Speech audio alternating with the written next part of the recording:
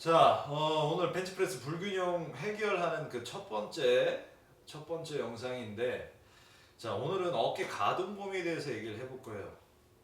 물론 벤치프레스 불균형을 이루는 사실 많은 요인들이 있어요. 사람마다 다 다르고. 그런데 오늘은 직접적으로 어깨에 대해서 얘기를 해볼 겁니다.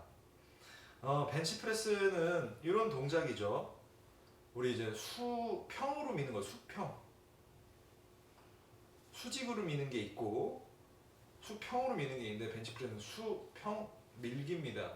자, 그런데 오늘은 세 가지 어깨 가동성에 대해서 말씀드릴 거예요. 자, 일단은 첫 번째로 자, 굴곡이라는 동작입니다. 어깨가 이렇게 올라와야 돼요. 어깨가 아니죠. 팔이죠. 팔이 이렇게 가야 돼요. 그래서 옆에서 봤을 때 귀까지 와야 됩니다. 자, 이렇게 오는지 그리고 그 느낌도 한번 좌우를 비교해 보세요. 이렇게 얘기하실 거예요. 벤치프레스는 그 동작 아닌데요? 앞에서 하는 건데요? 아니면 밑에서 하는 건데요? 여기까지 안 올라가고? 자, 그런데 한번 생각해 보세요. 요거는 사실 뭐 이런 뭐 기능 해부학이나 뭐 운동에 대해서 잘 몰라도 상식적으로 한번 우리가 생각해 보자고. 자, 팔을 이렇게 드는 근육이 있겠죠? 높이 들게 하는 근육이 있을 겁니다. 자, 그 근육이 벤치프레스 할 때는 쓰일까요? 안 쓰일까요? 가슴 근육만 쓰일까요? 벤치프레스는? 아니라는 거예요. 안정화 근육으로 다 참여하고 견갑골을 움직이는데 다 참여하는 근육이에요. 그렇기 때문에 가동 범위가 좌우가 다르다. 만약에 그렇다고 하면 벤치프레스 동작에서 필연적으로 문제가 생길 수밖에 없고, 지금 안 생긴다 하더라도 중량이 올라가거나 컨디션이 떨어지거나 하면 영향을 무조건 주게 돼 있다는 얘기입니다. 그래서 가동 범위 굉장히 중요하고, 자, 두 번째는 어깨 내회전이에요. 사실 외회전도 중요한데 외회전은 사실 차이를 발견하기가 쉽지는 않아요.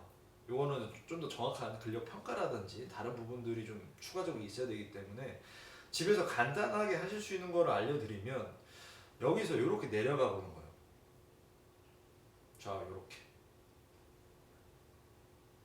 좌우를 한번 비교해 보세요. 여기서 내려가. 나는 느낌이 뭔가 달라. 아니면 한쪽에서 소리가 나.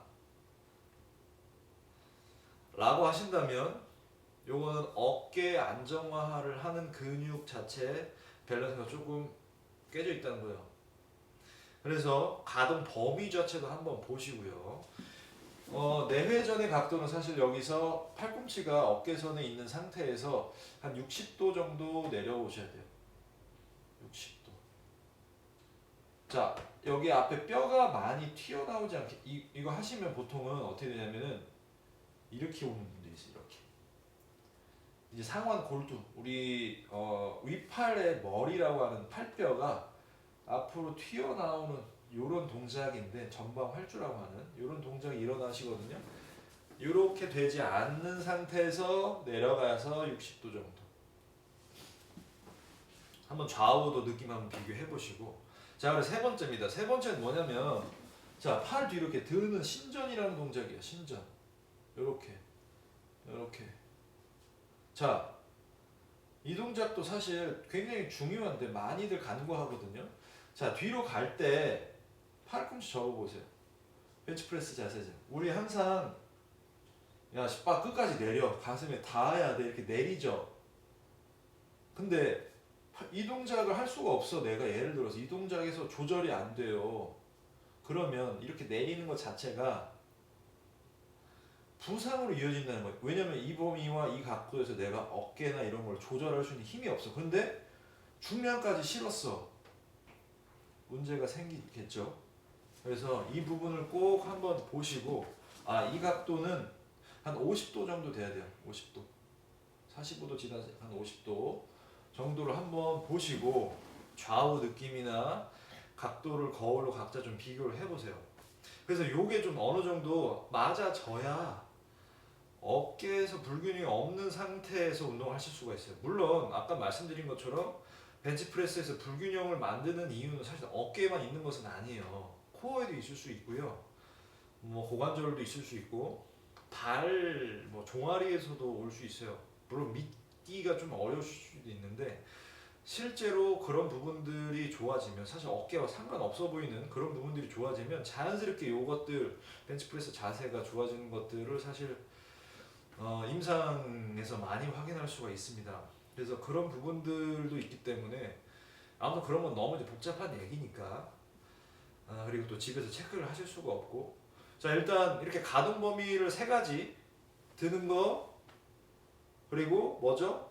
내회전 그리고 뒤로 요거 세 가지를 한번 체크를 해보시고 만약에 다르다 그러면 꼭 해결하시고 혹은 해결해 가면서 운동하시기를 추천드릴게요. 자 그러면 1편 여기까지였고요. 자 2편은 코어에 관련돼서 말씀을 좀 드리겠습니다.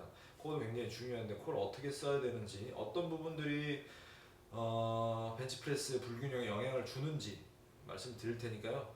자 일단은 오늘 한번 가동 범위 체크해 보시고 또 다음 편에 뵙겠습니다. 감사합니다.